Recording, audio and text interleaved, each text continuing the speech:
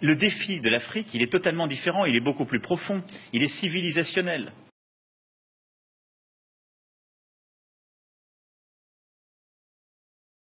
Le plan Marshall, c'était un plan de reconstruction matérielle dans des pays qui avaient leurs équilibres, leurs frontières, leur stabilité.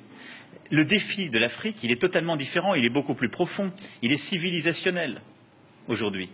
Quels sont les problèmes en Afrique? Les États faillis, les transitions démocratiques complexes, la transition démographique qui est, je l'ai rappelé ce matin, l'un des défis essentiels de l'Afrique. C'est ensuite les routes des trafics multiples qui nécessitent des réponses aussi en termes de sécurité et de coordination régionale. Trafic de drogue, trafic d'armes, trafic humain, trafic de biens culturels.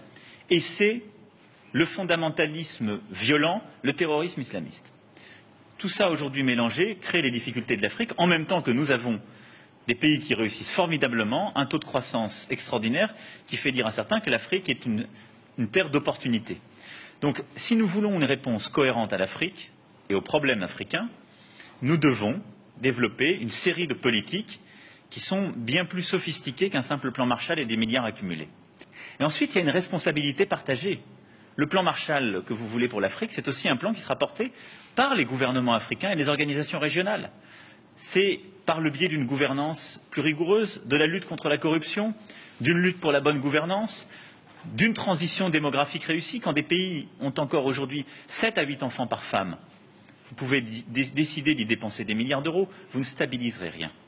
Donc, le plan de transformation, en quelque sorte, que nous devons conduire ensemble, en tenant compte des spécificités africaines, par et avec les chefs d'État africains.